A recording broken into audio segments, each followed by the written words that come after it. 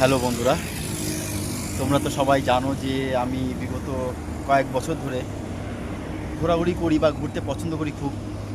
তো রিসেন্ট আমি দার্জিলিং গেছিলাম, পাহাড়ে অফবিট নর্থ বেঙ্গল, এবং সেখানে বেশ অনেক জায়গায় ঘুরে এসেছি। আর তার ভিডিও আমি দেব খুব শিগগিরই।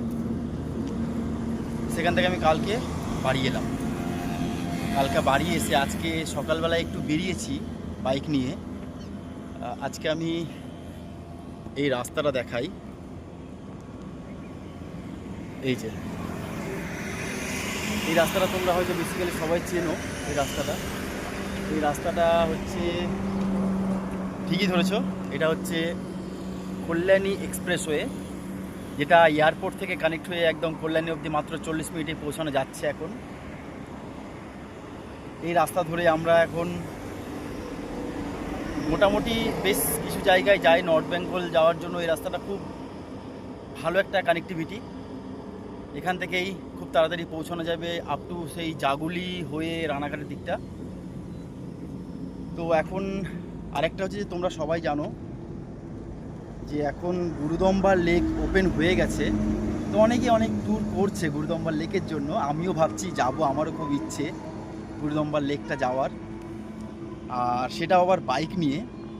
কিন্তু প্রবলেমটা হচ্ছে যে যেহেতু আমার 125 সিসির বাইক, আমি পারমিট পাবো কি না, এই একটা প্রবলেম।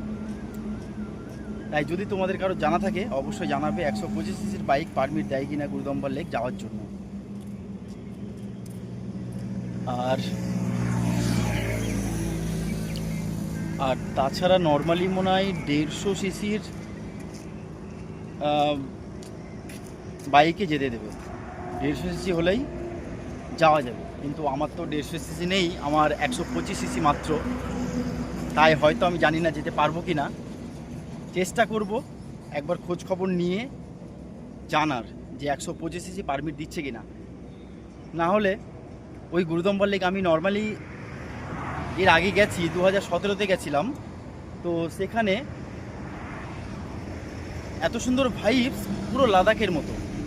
সেই কারণে আমার আবার যাওয়ার ইচ্ছা আছে। কিন্তু আমি এবার ভেবেছি যে পুরোপুরি বাইক নিয়েই যাব, কারণ ওইখানে বাইক নিয়ে যাওয়া মানে একটা ছোট্টখাটো লাদাখ ভ্রমণ করা, এত সুন্দর ব্যাপার।